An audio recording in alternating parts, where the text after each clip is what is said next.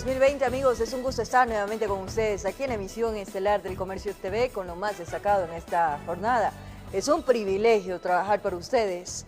Aquí iniciamos. Y atención, el Gobierno Nacional da paso a la liberación de los precios de la gasolina extra y diésel. Los mismos estarán regidos por el mercado internacional, con lo que automáticamente se eliminarían los subsidios estatales. Los nuevos valores regirán una vez que emitan los decretos ejecutivos. Es algo que se lo veía venir. En días pasados, René Ortiz, ministro de Energía, anunciaba tener en manos un nuevo sistema para que los combustibles ecuatorianos se los comercialice a precios internacionales. Solo faltaba la voluntad política del Ejecutivo, lo que se dio la mañana de este martes con el anuncio del presidente Lenín Moreno. El precio internacional de combustible ha bajado en todo el mundo, pero el sistema que tenemos no permite que la ciudadanía se beneficie de esa reducción. Este cambio nos permite bajar el precio de la gasolina extra y la Ecopaís de $1.85 a $1.75 y el precio del diésel a $1. Con eso, el régimen se quita el dolor de cabeza de subsidiar la gasolina extra y el diésel. Mire usted que el precio le eliminó totalmente. Ahora ya no tenemos nada que hacer con los precios, eliminaron el subsidio. Bajó el precio del mercado y se acabó el subsidio. Sí será responsabilidad del gobierno nacional establecer una banda para entregar una subvención sectorizada si el precio se excede de los cálculos previstos. Se establecerá una banda que impida que el precio de la gasolina y diésel suban drásticamente si el precio del petróleo sube. El auxilio estatal va dirigido a los usuarios de ese segmento de consumo. Transporte urbano, como señalaba usted, o transporte interprovincial. No a los precios de la Las autoridades se manejan en un más o menos 5%, por ejemplo, para la gasolina extra partiendo de $1.85. Para Henry Llanes, experto en temas petroleros, se tiene que tener mucho cuidado para no dar paso a monopolios. Cuando yo escucho libre mercado y cuando se trata de un monopolio, yo le pongo los precios al Ecuador. El Ecuador no me los pone a mí. Yo los pongo porque el Ecuador no tiene otra opción. Entonces no se puede manejar ese concepto de libre mercado. Su entrada en vigencia será cuestión de horas una vez que se pulan los decretos ejecutivos. El decreto está listo, pero hay que cambiar. Recuerden ustedes, hay más de 1,000 gasolineras en el país. Entonces todas ellas llevan un proceso, es un protocolo muy interesante, un protocolo muy técnico. Otro aspecto que cabe recalcar es que se permite la libre importación de combustibles, informó Héctor Romero. Existe preocupación en el sector del transporte y comercializadores de combustible respecto al sistema de bandas que reemplazó al subsidio de la gasolina extra y diésel. Según indican, todavía no está claro el cálculo sobre el precio del combustible cuando el valor del petróleo se incremente en su referencial. El anuncio respecto del reemplazo del subsidio de gasolina extra y diésel por un sistema de bandas ha resultado un tanto confuso para los distribuidores de combustible. Según se ha indicado, la base de la banda para la extra será de $1.75, mientras que del diésel será $1. ¿Cómo mismo va a quedar esta situación? Y mientras no exista el decreto que reforme el anterior decreto, que tiene ahí ya fijado los precios en 1.85 de venta al público, los precios en las estaciones de servicio se mantendrán sin variación. Esto es precisamente lo que no tienen claro el sector de los distribuidores de combustibles, ni tampoco el de los transportistas. Se deja liberado y esto en el futuro, al normalizarse los precios internacionales, esto sí nos causa una preocupación en vista que nosotros tenemos una tarifa fija con los precios actuales. Y eso nos preocupa al no conocer la banda real que se establezca, si va a ser abierto o va a ser focalizado. De esta manera, dice que el sector transporte en una mínima parte se ve favorecido. Cuando por principio de la operación el precio internacional del crudo baje, también lo hará el diésel y la gasolina extra. Sin embargo, según los distribuidores de combustible, hay que tomar en cuenta que el margen de fluctuación estará en un 5%. Si el precio del petróleo se dispara y por ende se va a disparar el precio de los combustibles, entonces, si es que pasa ese precio tope, el Estado nuevamente tendría que subsidiar. Pero en este caso ya no sería un subsidio universal, sino sería un subsidio focalizado para ciertos sectores. Según las autoridades, se estimaría que el referencial del petróleo WTI llegaría en 2020 a $32 el barril, mientras que en 2021 podría variar entre 30 y $35. Informó Javier Rosero.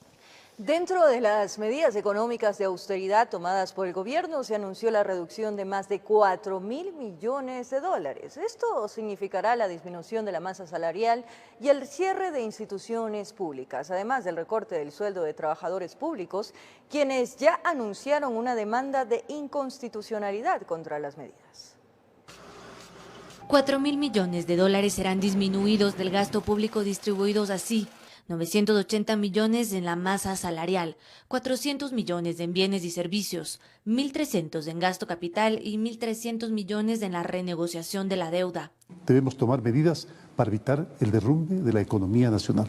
Estas medidas de austeridad significan también la eliminación de 7 empresas públicas: Ferrocarriles, Medios Públicos, Ecuador Estratégico, Siembra, Crear, Correos del Ecuador, Unidad de Almacenamiento. Se eliminará además del servicio de contratación en obras de inmobiliar y la aerolínea TAME entrará en liquidación. TAME, que ha perdido más de 400 millones de dólares en los últimos 5 años, entrará en liquidación, preservando las rutas que conectan lugares que no tienen alternativas privadas. A esto se suma un recorte más en las misiones ecuatorianas en el extranjero. Cerraremos 5 embajadas y oficinas diplomáticas más: Malasia, Irán, Nicaragua, la representación ante la OASI y la Secretaría del Parlamento Andino. Además, cerraremos 6 consulados adicionales: Tapachula y Valencia en Venezuela, entre otros. Con esto, 10 embajadores regresarán y sus cargos serán tomados por funcionarios de la carrera diplomática. 70 trabajadores de todo el mundo retornarán al país y se finalizarán 75 contratos en el exterior. Entre las medidas se contempla además una reducción de las horas laborales de los empleados de la función ejecutiva. Para generar un ahorro, los servidores pasarán a trabajar 6 horas diarias en lugar de las 8 de hoy y recibirán la remuneración por esas 6 horas, priorizando el teletrabajo. Se exceptúan de esta medida quienes no pueden tener ningún cambio en su horario y en su modalidad de trabajo: el personal que preste servicio de salud, policía, Fuerzas Armadas y el resto de funcionarios de seguridad. Según fue explicado por el Ministerio de Trabajo, la jornada especial de menos 2 horas implicará una reducción de la remuneración del 16.6%. En la jornada especial de menos 1 hora se descontará el 8.3%, mientras que el aporte de la Seguridad Social se mantendrá sobre la remuneración sin reducción. Pero esto, a decir de Cristóbal Buendía, de la Federación de Trabajadores Públicos y Privados, es ilegal y va en contra de la Constitución. Aquí se está planteando, es preferible tener un trabajo que no tenerlo, a pesar de que las condiciones sean atentatorias.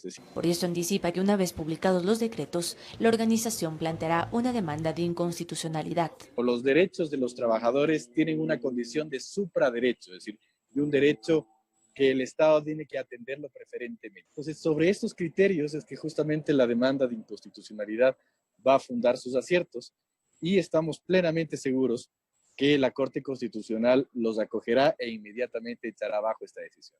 Informó Carolina Basante. Como parte de las medidas anunciadas por el Ejecutivo, la jornada laboral de los docentes públicos se reduce a 7 horas. La Unión Nacional de Educadores rechaza la decisión y exige el pago de sueldos del mes de abril. La incertidumbre crece en el magisterio fiscal tras el anuncio de las nuevas medidas económicas. La jornada para docentes se reduce 1 hora, es decir, recibirán el 8.3% menos de su salario. Los docentes recibirán entre $68 en adelante menos de su mensual. Se reduce 1 hora justamente en reconocimiento al fuerte trabajo que tenemos en estos cambios. El recorte en la jornada laboral se traduce en desvinculaciones, a decir de la presidenta de la UNE. Afirma que en los 2 últimos meses 4.000 docentes han perdido su trabajo, criterio que se contradice con el anuncio de la ministra de Educación, Montserrat Kramer. Tienen los ganadores del Quiero Ser Maestro 6 y serán desvinculados alrededor de 2.000 docentes más. No ha habido despidos hasta el momento y no habrán más, está firmado y confirmado por el presidente. Lo que hubo fue cesión de contratos o desvinculaciones en el proceso Quiero Ser Maestro 6. Hay otra preocupación de la dirigente gremial. Denuncia que el 50% de los docentes, es decir, 80.000 de 160.000 a escala nacional del magisterio, aún no reciben el sueldo correspondiente al mes de abril. De debe los sueldos a más de 14 provincias, eso significa alrededor de 60 millones de dólares. Ante la emergencia, el gobierno le apuesta a la teleeducación a través de medios públicos. Sin embargo, una de las medidas es la eliminación de empresas públicas, entre ellas medios estatales. El gobierno fortalecerá desde el 1 de junio la teleeducación a través de los medios públicos de plataformas tecnológicas. En este momento no tenemos la frecuencia de ese canal explícitamente, sin embargo estamos trabajando conjuntamente con Mintel para tener un espacio fijo y cada vez más amplio. Mientras que la UNE en conjunto con otras organizaciones sindicales alistan nuevas movilizaciones y demandas en contra de las nuevas medidas económicas. Informó Priscila Cadena. La medida de reducción laboral dentro de la emergencia sanitaria tomada por el Gobierno Nacional entrará en vigencia de forma inmediata y regirá por 6 meses con la posibilidad de que la misma pueda ampliarse por más tiempo. En rueda de prensa, el ministro de Trabajo, Luis Arturo Poveda, mencionó que la medida dispuesta por el presidente Lenín Moreno en el marco de la emergencia sanitaria, en referencia al ámbito laboral, entrará en vigencia de forma inmediata y regirá por 6 meses. Bueno, esta disposición es por 6 meses, es temporal y puede ser prorrogada por otros 6 meses. Esta medida se ejecutará para la función ejecutiva y quedan excluidos de dicha medida los profesionales de la salud, Fuerzas Armadas, Policía Nacional y todos los que pertenezcan al Código Orgánico de Entidades, Ciudadanos y Orden Público. Para ellos también se reduce para lo que es el personal administrativo. Solamente no se reduce para los servidores de las Fuerzas Armadas, los militares, la Policía Nacional. Con respecto a la ley de apoyo humanitario donde se topa el ámbito laboral, el ministro del Trabajo mencionó que estarán pendientes de que todo lo aprobado en la ley se cumpla. Bueno, los acuerdos que se lleguen entre trabajador y empleadores, que son los actores de la relación laboral, lo hacen a través del diálogo social, que está facultado por la Constitución Política de la República, que mediante el diálogo social se pueden solucionar conflictos de trabajo y llegar a grandes acuerdos. Todos los acuerdos a los que llegue el empleador y el trabajador deben estar alineados dentro de la norma constitucional y legal.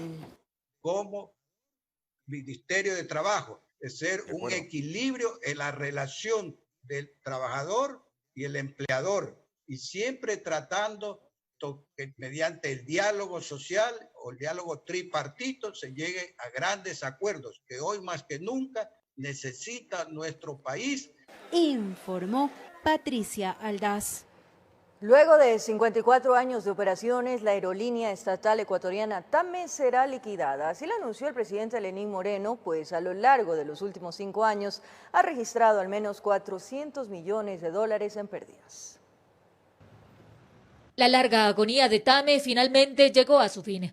El presidente de la República, Lenín Moreno, anunció su liquidación tras registrar pérdidas millonarias, aunque aseguró que se mantendrán las rutas indispensables. La única aerolínea de bandera ecuatoriana fue fundada en diciembre de 1962 por la Fuerza Aérea y estuvo bajo la administración militar durante al menos 45 años. Pero en 2011, durante el gobierno anterior, la historia de TAME dio un giro inesperado. Dejó de ser administrada por la Fuerza Aérea ecuatoriana y pasó a manos del Estado.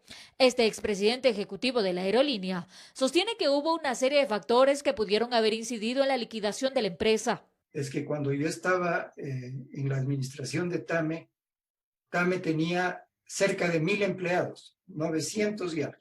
Y luego las siguientes administraciones pues hicieron que TAME fuera creciendo en cuanto a personal, en cuanto a aviones, etcétera, y ampliando rutas a destinos en el extranjero, por ejemplo, Estados Unidos, que le pusieron en una situación difícil. Otro de los presidentes que pasó por TAME fue Gustavo Cuesta. Él recuerda que durante su administración se incrementó la flota de aviones, pero quizá el descontrol en los gastos y problemas administrativos pudieron ser otro de los factores. Es una pena, es muy sensible que TAME llegue a esta situación. Pero creo que dadas las circunstancias actuales es el único camino que queda. Sin embargo, fue una caída tras caída, porque la liquidación de TAME no es un tema del que se venía hablando por el momento. Esta posibilidad ya se venía analizando desde hace algún tiempo atrás, pero la emergencia agravó la situación. Ni las concesiones que planteó el gobierno dieron resultado. Trataron de venderla, pero que no tenían mucho que ofrecer. No hubo interesados, sobre todo cuando las situaciones son tan críticas, cuando los aeropuertos están cerrados. ¿Quién va a comprar una aerolínea? Hasta antes de la emergencia, TAME volaba a distintas rutas nacionales e internacionales. Sin embargo, con el anuncio presidencial inicia ya su proceso de liquidación. Liquidar los empleados, tener que ver cómo le pagan los acreedores. Principales acreedores son estatales, pues no les pagará. Y si quiebra, pues habrá que ver qué queda de la liquidación, sus activos. Con esto se pone fin a la única aerolínea de bandera ecuatoriana que surcó los cielos nacionales e internacionales por 54 años, informó Marilyn Jaramillo.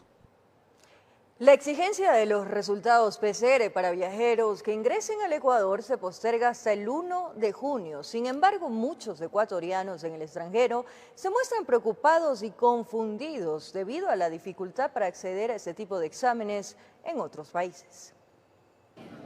A pesar de que se aplazó el requisito obligatorio del resultado de pruebas PCR para ingresar al Ecuador, aún hay incertidumbre en quienes pretenden regresar al país. Y es que esta decisión del COE Nacional es momentánea, pues desde el 1 de junio el resultado de la prueba PCR para COVID será indispensable y ahí es cuando a muchos viajeros les surgen dudas. Sofía Ortiz planeaba un viaje de 2 semanas a Miami junto a su familia y ya lleva más de 2 meses y nos cuenta que con los requisitos impuestos por el COE, volver parece aún más difícil. Lo de la prueba, ya te digo, es súper complicado que sea tomada hace 72 horas, porque el resultado no te dan en 72 horas, te dan en 7 días hábiles, que pueden ser 9 días. Además señala que otro de los aspectos importantes a considerar por cualquier viajero es el laboratorio en donde se practicará el test. Entonces uno tiene que saber a dónde puede ir, porque unas son gratis, otras son pagadas, unas te hacen si tienes solamente los síntomas. En España, la situación no es tan diferente, pero el acceso a las pruebas sí es más estricto. Porque salvo contadas excepciones de carácter urgente, como es ir al trabajo, demostrar, o por una sospecha que uno está contagiado, pues esas pruebas no se pueden hacer.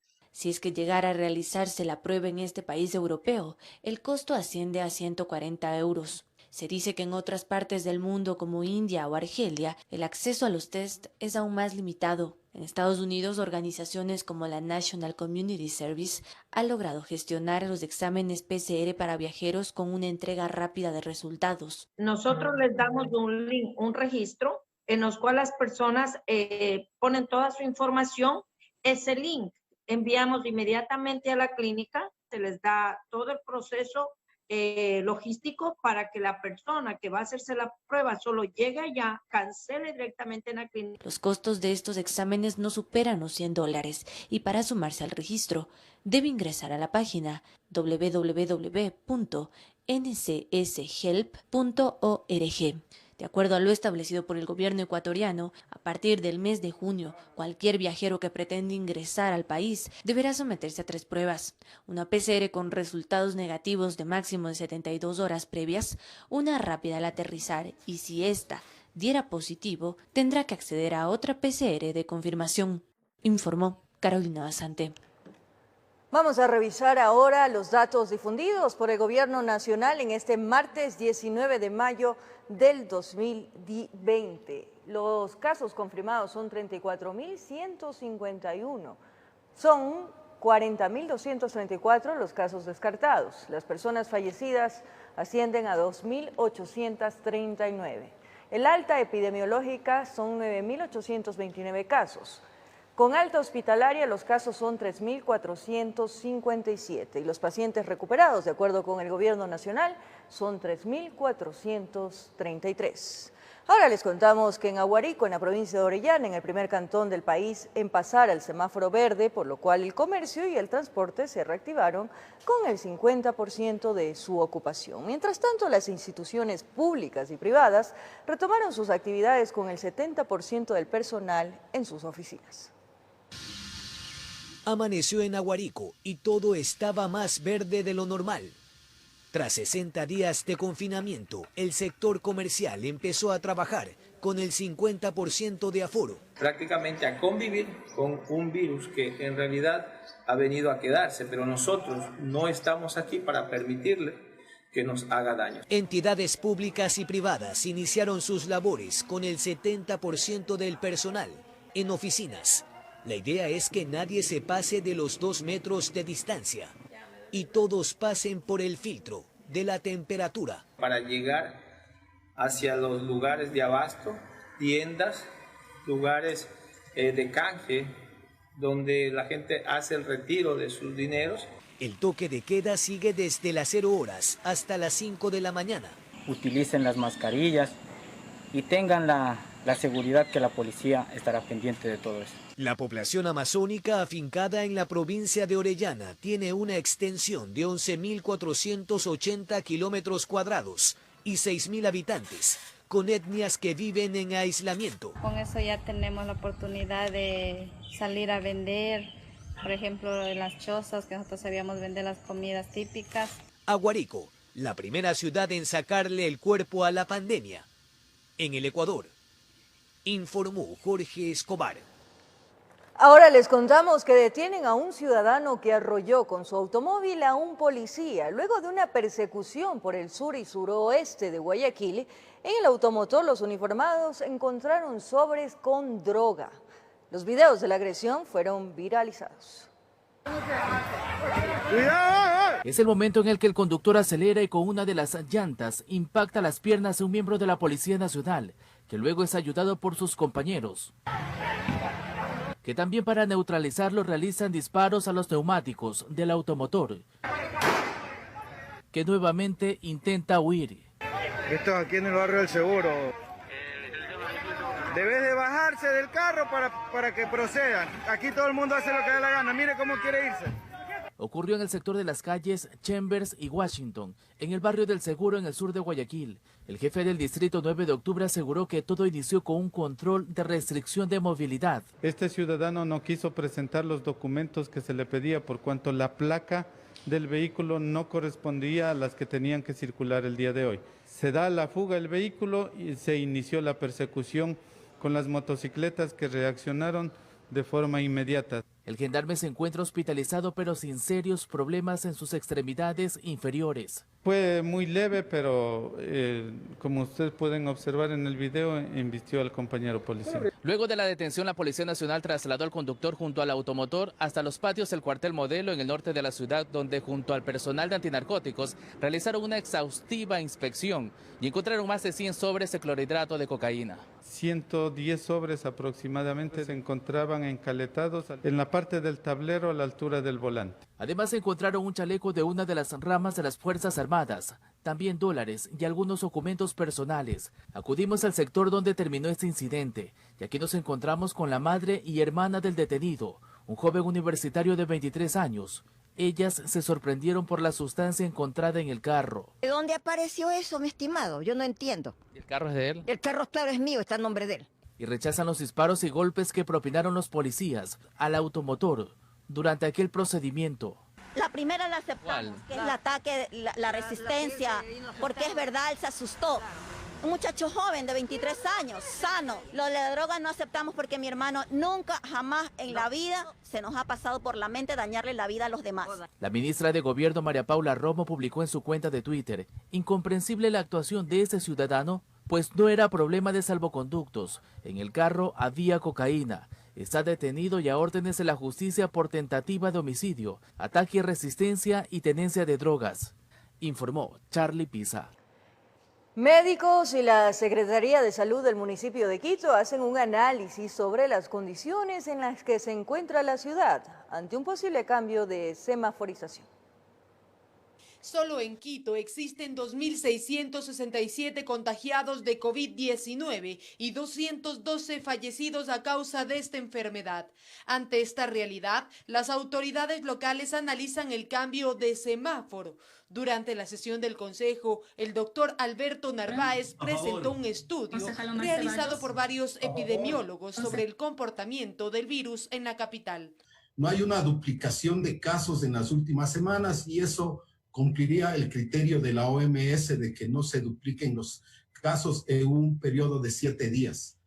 En su intervención, el médico identificó una de las falencias actuales tras los requisitos que pide la OMS.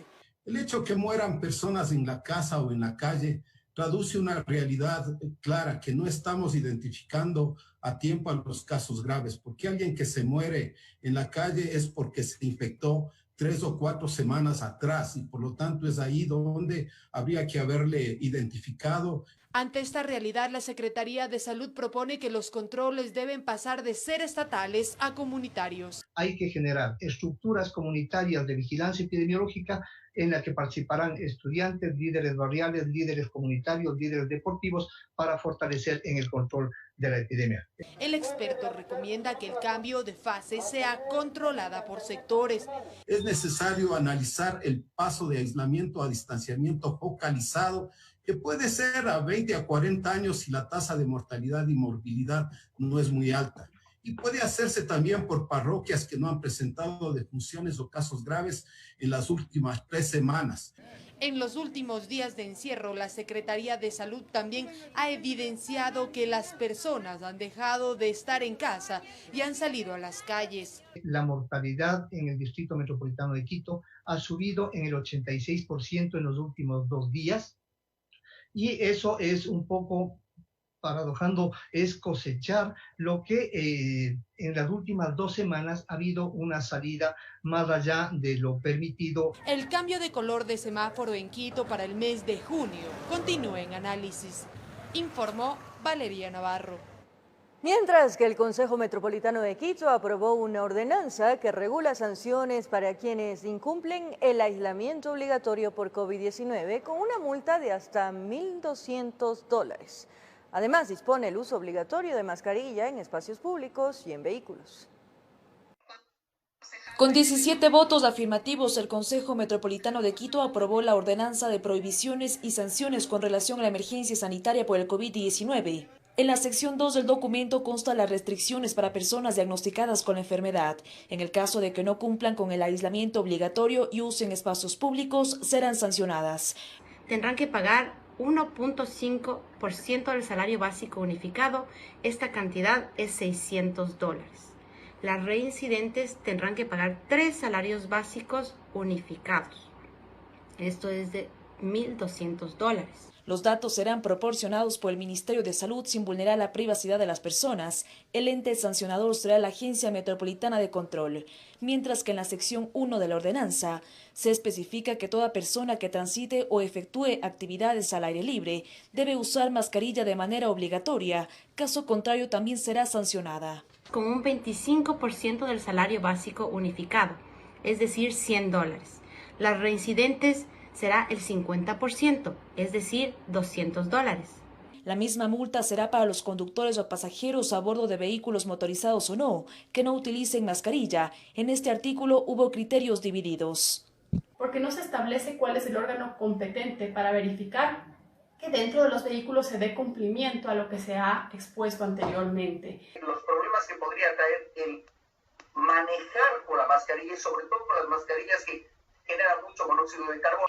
3 concejales se abstuvieron de votar, entre ellos la edil Andrea Hidalgo. Según su criterio, varios artículos no están claros, como el de las obligaciones de los administrados sujetos a la licencia única de actividades económicas. Implica que los dueños de establecimientos tienen la responsabilidad de asumir costos para la movilización de sus trabajadores, situación que causaría, en muchos de los casos, que las empresas quiebren. La ordenanza entrará en vigencia cuando se publique en el registro oficial. Informó Priscila Cadena. Para el mes de julio se prevé obtener el informe de expertos estadounidenses que evalúan la erosión del cauce del río Coca, que al momento ha secado la cascada San Rafael. Ha producido daños en oleoductos y en un futuro podría significar un riesgo para la estabilidad de las carreteras, comunidades y la hidroeléctrica Coca-Codo Sinclair. En el mes de febrero, la cascada más alta del Ecuador, San Rafael, desapareció. El agua se filtró por la erosión del cauce del río Coca, problema que continuó expandiéndose, provocando en abril la rotura de al menos 2 oleoductos que llevaron a la paralización del transporte de petróleo por más de un mes. El problema que se presenta en el río que atraviesa las provincias de Napo y Sucumbío sigue. Sin embargo, para el viceministro de Energía, la velocidad con la que avanza este fenómeno es aleatorio. Desde inicios de febrero, digamos, hasta ahora, son 2,5 kilómetros. Pero eso no nos indica que necesariamente con ese mismo ritmo vaya a progresar. Para la investigadora Carolina Bernal, que ha estudiado desde el 2004 el comportamiento de los ríos de la provincia de Napo, indica que uno de los mayores problemas es el suelo. Tiene, le digo, volcanes, tiene sismos, deslizamientos, tiene mucha pluviosidad, entonces eso es como una bomba de tiempo. El aumento del caudal del río, que normalmente se registra en 300 metros cúbicos por segundo, se ha multiplicado hasta por 7 veces. La erosión del cauce ha provocado daños a la ruta Quito-Lago Agrio y de no encontrarse una pronta solución, pondría en riesgo al menos 3 poblaciones en Napo, Sucumbíos y Orellana. La hidroeléctrica Coca-Codo Sinclair, que se inauguró hace 4 años, se encuentra a solo 19 kilómetros de distancia, en donde se produce la afectación. Central Coca-Codo Sinclair no está absolutamente en ningún riesgo con relación a este evento. A decir de la investigadora, la construcción de la hidroeléctrica generó un impacto en el lugar. Cuando usted altera un río, va a producir erosión o sedimentación en algún punto. El río siempre va a hacer eso. Entonces usted tiene que proteger las otras obras de infraestructura que tiene. Por ejemplo, en este caso, los oleoductos, las carreteras, los puentes. Desde la primera alerta que se produjo en febrero hasta la fecha, lo que se ha realizado son estudios. Especialistas nacionales junto a expertos estadounidenses investigan las causas del problema y posibles soluciones. De 60 días podríamos ya contar con los informes y recomendaciones para llevar a cabo estas obras.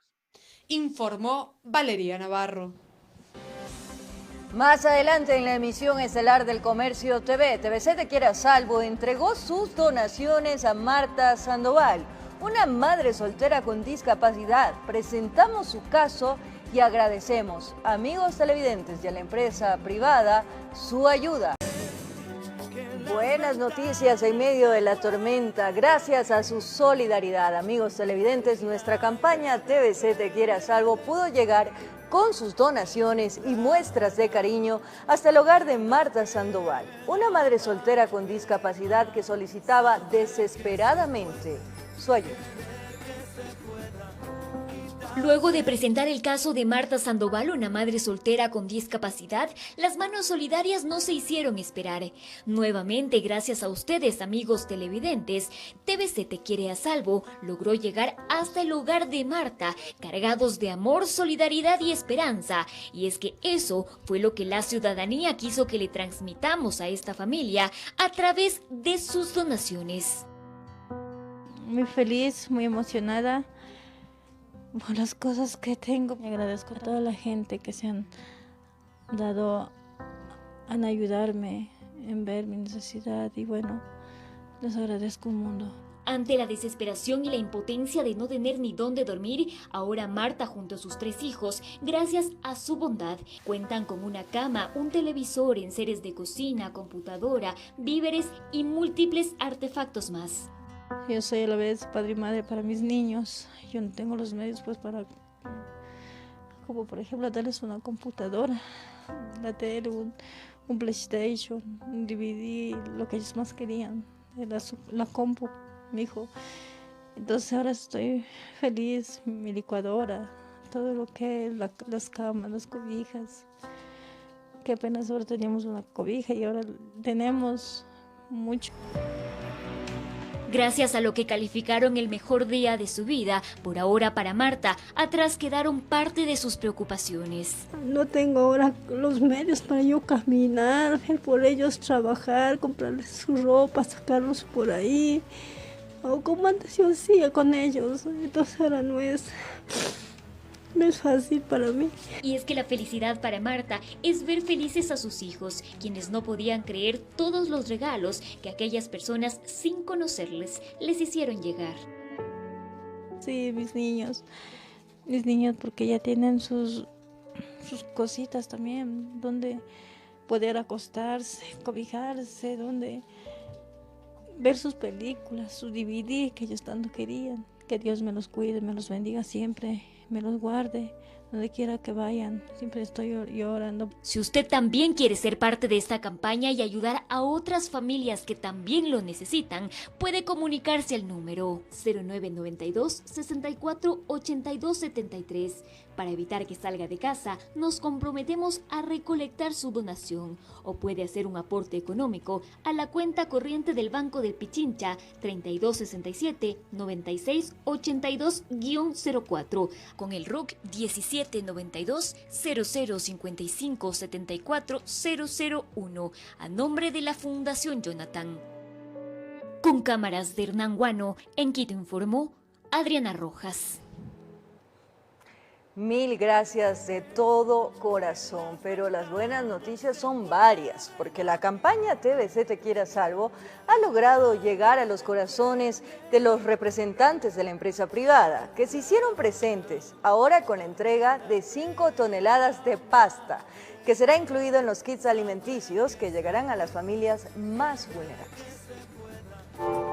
Cuando la pandemia llegó al país y las autoridades de gobierno tomaron las medidas respectivas para evitar que el virus se propague y cobre la vida de valiosas personas, salió a relucir la necesidad de cientos o miles de familias que son de bajos recursos económicos y que la pandemia agravó su situación. Y sí me siento impotente, ¿no? De no poder ahora caminar como antes hacía. Tengo mi hijo también discapacitado, toma medicamento de carbamacetina de 400. Frente a esta realidad que Televicentro palpó a través de la realización de varios reportajes, surgió la idea de dar vida a la campaña TVC Te Quiere a Salvo. Así, sin saber a qué nos enfrentábamos, iniciamos solicitando a nuestros amigos y fieles televidentes que se unan con donaciones para, en conjunto con la Fundación Jonathan, armar kits y llegar a las familias más vulnerables y necesitadas. Aunque sea con un granito de arena. Nuestra medicación está en perfectas condiciones. Durante este tiempo, la ciudadanía ha colaborado de una manera extraordinaria. Es así que las donaciones han sido de víveres, ropa, computadores, sillas de ruedas, medicinas, entre otros artículos que han ayudado a estos hogares. Y nosotros una significancia lo hacemos de corazón. Tan lejos ha llegado esta campaña que ha tocado los corazones de los representantes de la empresa privada. Azopasta se hizo presente con la entrega de 5 toneladas de pasta que llegarán a las mesas de varios hogares. Para nosotros es súper importante poder apoyar a las familias ecuatorianas que están pasando un mal momento en esta situación, en esta crisis. Pero el hambre de un niño o de un adulto mayor no espera. Por eso, estas 5 toneladas de pasta estarán dentro de los kits alimenticios que se entregará. No hemos parado de trabajar en ningún momento desde que inició la pandemia y justamente la idea es llegar a los ecuatorianos a que estén siempre abastecidos. Con el corazón hinchado de la emoción y con la humildad que caracteriza a Televicentro, agradecemos a todos aquellos que han hecho posible que la pobreza de más de 500 familias se aplaque un poco y que recuperen fuerzas para seguir adelante. Solicitar de manera especial que se unan más empresas privadas, que nos den su donativo para poder armar unas canastas que cubran la necesidad de alimentos, siquiera de 2 semanas, por favor. Pero aún falta por hacer. Es así que si usted desea colaborar con víveres, que es lo esencial en estos momentos, puede comunicarse al número de Televicentro 099-2648-273. Y si desea donar en efectivo, lo puede hacer a la cuenta de la Fundación Jonathan del Banco del Pichincha, 32 67 96 82 04. El RUC 17 92 00 55 74 001. Informó Patricia Aldaz. Estamos muy contentos por esta acogida de la campaña TVC Te Quiere a Salvo y que esto sea incentivo para que más empresa privada, pública y también de manera independiente, amigos televidentes, se sumen a este proyecto, esta campaña que tiene la responsabilidad de llegar directamente a la gente más necesitada. Esa es nuestra responsabilidad como medio de comunicación y Televicentro. Gracias por esa ayuda, por ese apoyo. Solidarios saldremos adelante.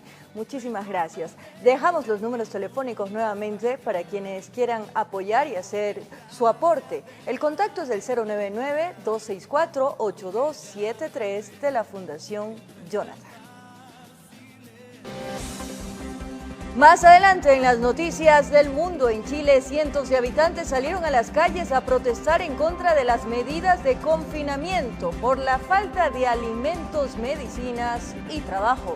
Los detalles en breves minutos.